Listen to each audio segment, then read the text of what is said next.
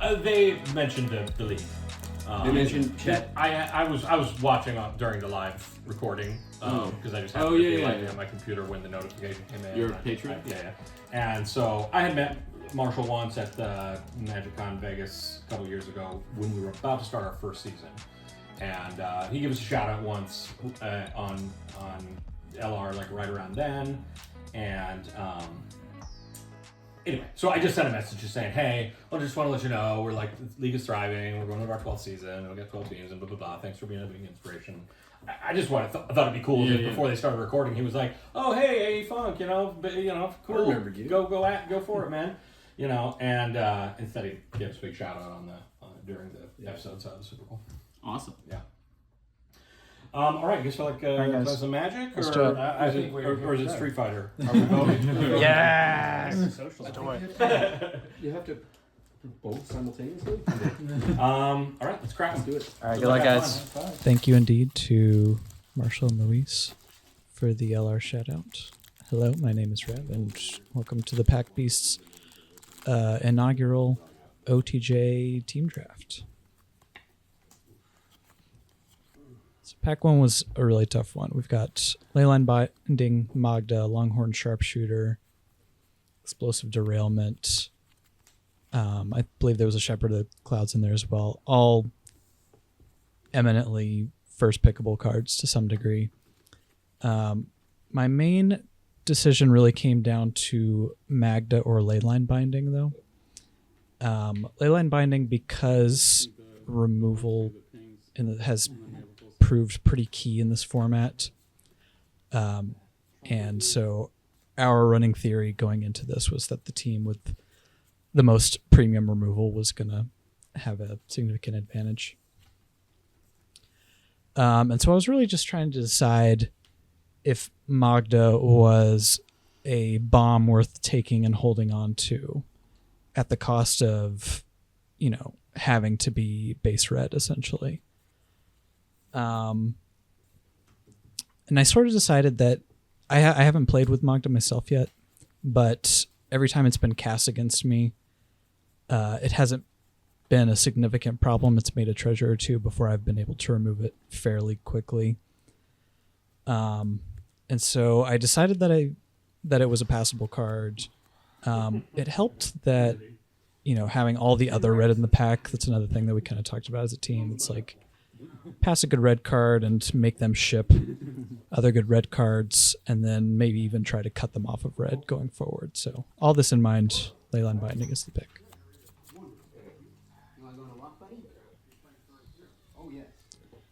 Hypothesizzle, Riku's kind of a dud rare. Rock's Entertainer's solid. Eartha Joe's fine. Irascible Wolverine is maybe...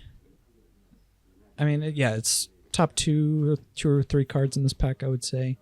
Hypothesizzle might be the best in a vacuum, but the Is It color pair has significantly underwhelmed. And like I said, kind of with the thought in my mind of maybe being able to cut off my opponent to my left from the red cards. Wolverine's fine.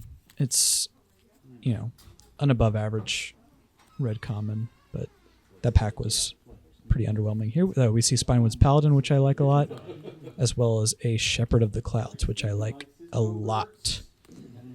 And of course, having the Leyline Binding in hand, or in the deck already. Pretty happy to just slam Shepherd of the Clouds here. No notable red to speak of. I think the only, Murder's a fine pick there. Bandits Hall has performed pretty well, but Shepherd is excellent. So pretty happy to take it. Another fairly underwhelming pack here. I think, again, Trained Airynx is, very likely just the best card in this pretty weak pack. Brimstone Roundup has its place for sure, but that place, once again, is mostly Is It, which I'm not actively trying to get into. There was a Voracious Varmint, I believe is the name in there. It's, totally fine green 2-drop, but Trained Errant is significantly better. I should say that, we've, correctly identified with everybody else that green definitely seems to be the strongest and deepest of the colors. And so definitely on the lookout to move into green if I notice that it's open. Dance of the Tumbleweeds is certainly a playable green card. Probably not one that I'm excited about fifth picking, nor, getting into green for. Ares Lullaby is removal, but far from premium. Sleek Sequence is a fine card, but once again, is it? Not something I'm excited about. So I decided to spec on an off-color desert here, just, on the off chance that the packs shake out that way down the line. Speculative desert pick over nothing that really mattered too much. Pick 6, we see Phantom Interference, and not really much else notable. Even Phantom Interference, once again, it's like solid blue card, but not something that I'm moving into blue for. Sterling Supplier maybe should have been the pick here, knowing that I'm, looking to get deeper into white, but I think seeing the double trick shot here, those are not exciting pickups for red. Demonic Ruckus, though, I could see being see a red player being somewhat excited to pick up, and so I decided to, once again, cut off / speculate on the red a little bit here and take the Ruckus instead. Very unexciting pack overall, though. I was not happy about taking the Ruckus here. There we go.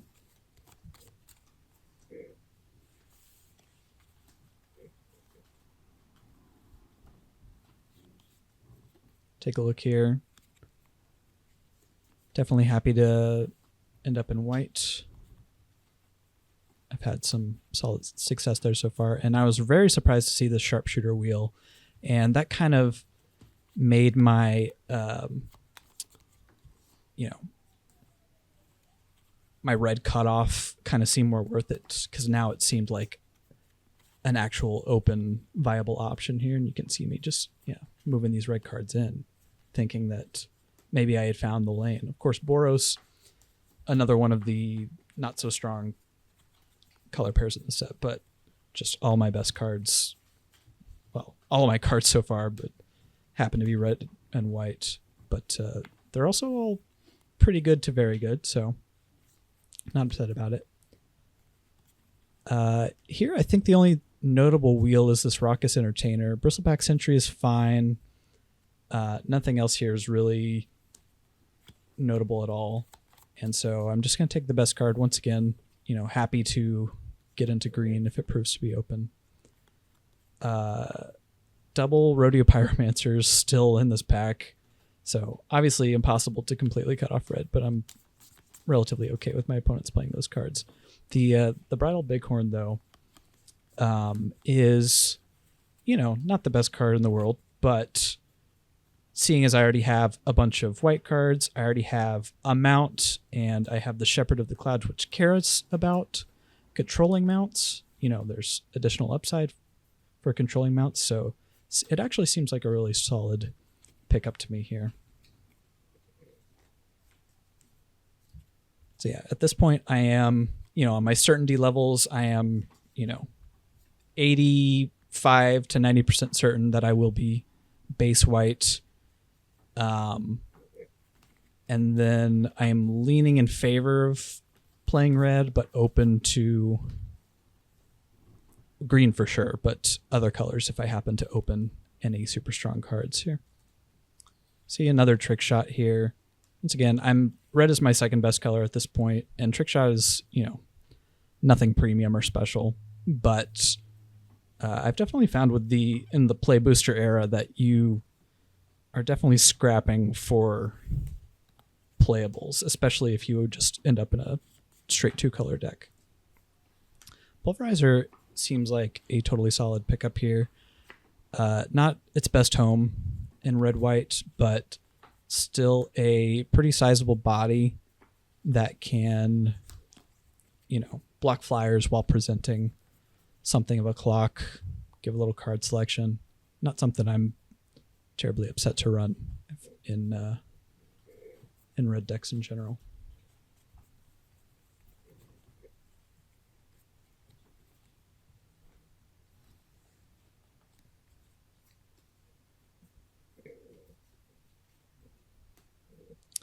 So yeah, the 14 card packs and the play boosters, along with the new collation of multiple rares and uncommons. I've just found that, and we get the Sterling Supplier on the wheel here too, so there was really no reason to pick it up earlier.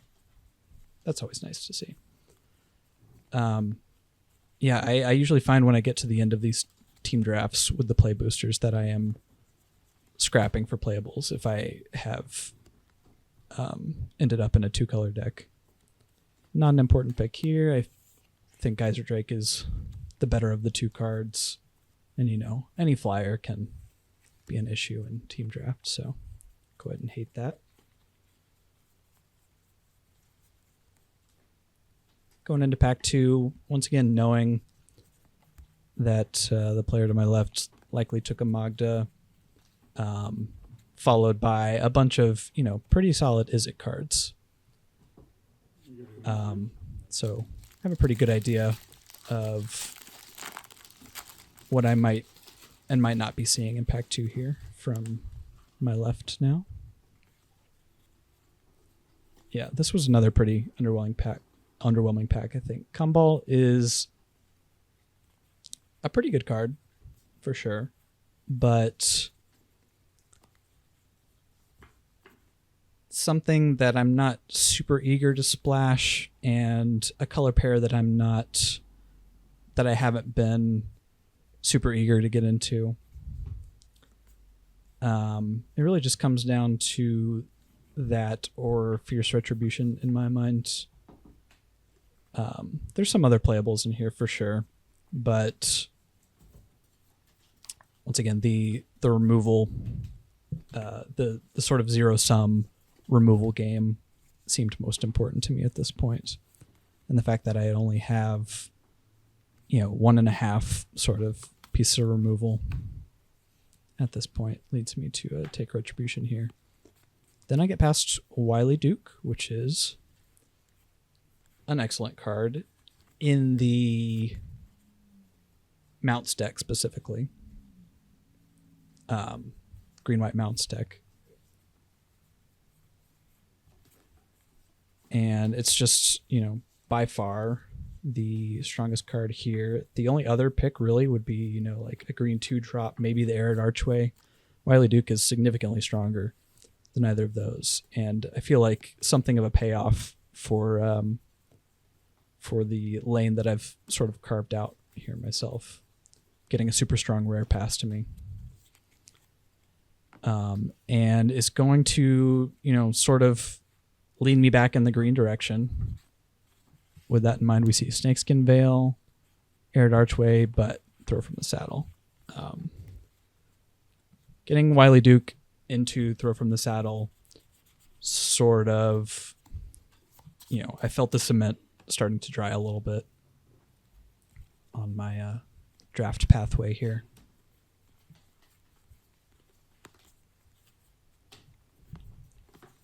Sort of surprised to see all this red and, good red and Izzet removal here.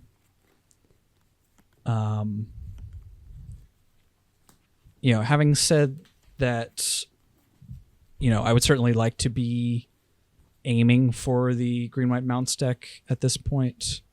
I do still have some pretty solid red cards, and Wily Duke could, or, a couple of green cards could be splashed in theory. And so, in a pack without a super strong white or green card, I decided to just take the what I thought was the best red card out of the pack in the Scorching Shot, I believe. It is double red. It requires a lot of red mana in your deck, obviously. but I figured that I wouldn't be splashing the Thunder Salvo anyway. And if I was base red, then I would rather have the stronger removal spell. But then we're sort of back on course here. We see Cactarantula and another Snakeskin Veil. I'm really sad to see both of these Snakeskin Veils in packs where I feel like I have to take something else. And I think it's completely, taking Snakeskin Veil seems completely defensible there. I am not sure if that was the correct pick or not. Pick 6, we see a Voracious Varmint. We see a black rare that no one cares about. Return the Favor. And is it Dual Desert? I'm trying to remember what I took here. Silver Deputy is, again, not the strongest card, but any fixing Port in a Storm, if that's what it comes down to. So, notable for that at least. Not something I'm excited to pick up by any means, though. Especially not being in the Outlaws specific deck. I guess I decided that the specking on the desert here. I have red cards that I want to play. I have a Cactarantula now that cares about deserts in play, so I think there's a chance that a single on color desert could make the cut in the end. See a combo wheel. Obviously no one's in that direct lane, but I'm just going to take a green playable here. And we see the green, lots of green coming back around. Arid Archway, again, we've seen those coming around as well. I'm pretty happy to play one of those in a deck that's not too color intensive. But, I'm sort of coming down to it here. I really need to make a decision, lock into a lane. Green seems to be flowing in this direction at least. And I'm pretty excited at the possibility of having just a straight green-white mount stack based on what I've got so far. So with that in mind, I think it's more important to value a 2-drop here, I think. Or do I just take the Archway? I do. Okay, never mind. I just take the Archway there. Here we see another Bighorn once again. It's a mount. Not the most exciting one, but can't always get the most exciting cards in a 6-person pod. But it fits into my deck well. Here I'm just taking something that I don't want my team to have to worry about playing against in the ambushing Gigapede. Once again, I think this was the same choice from Pack 1, Geyser Drake versus Corrupted Conviction. I just take Geyser Drake again. Here I'm not, super worried about my opponents having any of these cards. Well, I think the red one, Return the Favor, can be something of a blowout, but I decide, that now there is the time that I most want to pick up something like a Silver Deputy, just in case I end up needing some emergency fixing, or a 2-drop creature, or both.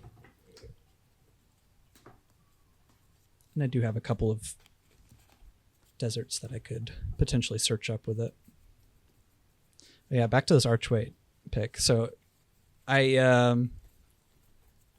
like I said, I definitely do value the Archway pretty highly in a 2-color deck. Oh, and then I end up getting the Varmint on the end. Okay. So I end up getting one of the green 2-drops anyway. I think, in hindsight, I do end up just running straight 2-color, green-white. And I think I end up with something like 13 or 14 creatures. Most likely 13. It felt low to me at the time. And so it might have been correct to value one of the other 2-drops there in that spot a little more highly given that. But Archway is just so powerful. Speaking of powerful, a nice double on color rare bomb in the Seraphic Steed. Yes, please. And if the cement wasn't dry before, it certainly is now. I'm going to take this, and I'm going to want to be as close to exactly those two colors as possible. Knowing that, pick up a nice clear shot. I was going to say that I might have been waffling around a little bit too long, speculating a little bit too heavily. And so pack 3 is going to be all about just trying to make playables and trying to be exactly Selesnya if I can. Clear shot is a massive pickup, though. Passing Crom is unfortunate to the player that I had identified as likely as it. But, yeah. Clear shot is premium in my deck. Not about to pass it up for just about anything. Getaway Glamour, I'm also very happy to see. Ooh, another Cactarantula too. At this point, though, I know that likely the only desert that's going into my deck is the Arid Mesa, right? The colorless one. And so the Cactarantula certainly gets a little bit worse. I also think it's pretty unlikely that my opponent will be picking that up, and so it might get shipped on to my teammate. And Getaway Glamour has just been, I've just been super happy with that card. It's so flexible and not difficult to engineer a nice 2-for-1 for yourself. Bristlepack Sentry is a totally fine pickup here. Probably not what I would be looking for, pack 1 pick 4, but now that I've solidified my position, sort of taking a look here, identifying what exactly I need. Cheap creatures and things with large amounts of power that can saddle my mounts. This was kind of a tough pick. Obviously, Rise of the Varmints can be quite powerful. My deck is not at all set up for it. It's even, there's no milling going on, and it's even low on creatures, like I said. However, the only other options here were to hate pick a Lazav or take a Sterling Hound. And I thought the upside of playing a Rise of the Varmints for X equals 3, 4, or 5 in the late game to sort of break a board stall outweighed the the underwhelming versatility of Sterling Hound or something like that.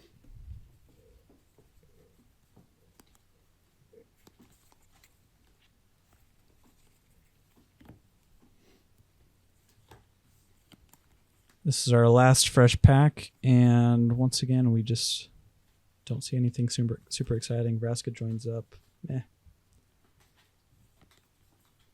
Gold Pan's not really doing much for me. Only card really in my colors is Reach for the Sky, which I don't think I had ever put in a deck before that night, but, what are you going to do? Gotta make playables.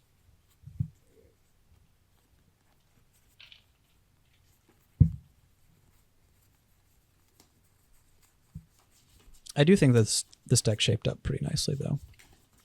Obviously, not every card in it is premium, but it looked really sweet to me, all laid out, which you'll see in a second here. Starting up the wheels here, and I'm actually pretty happy to see this Bounding Felidar. Not that I was super surprised, Very unlikely that anybody else at the table would be interested in it. But it is a mount, and it's kind of a big finisher. Doesn't finish things off the fastest, but full steam ahead. Having just picked up Rise of the Varmints sort of made me aware that I had the potential to go wide. So full steam didn't seem like a zero to me. Gold Rush. It's a fine little trick. Can help smooth out the mana in some games or something. Especially if I want to play the Arid Mesa, which I do. Nothing for me here. choosing something to hate pick, I decided to go for the mini sweeper and neutralize the guards.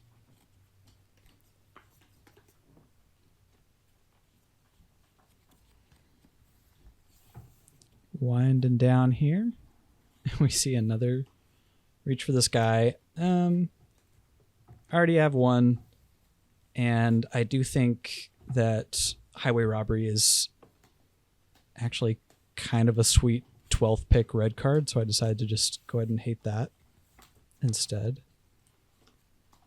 Let's see, we see Slickshot Vault Buster and the Outlaw Wrath thing. I just hate the Wrath. That's another one of those auras, and then I get a last pick reach for this guy anyway.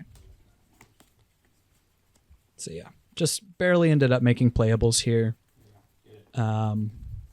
Obviously, my deck kind of came down to what I opened in Pack 3. You can see it here, though. It's pretty good. It's got really good removal and some nice rares, some good value and tempo. We can see Rob's double back for more, Roxanne, triple Cactarantula, double Paladin deck. Completely absurd, and he just ran the table with this thing. So, work of art. And you can see over there, Alex and I were kind of fighting a little bit. Also ended up in sort of a green-whitey Mount Sitch deck. Thanks so much for watching. Let me know what you think.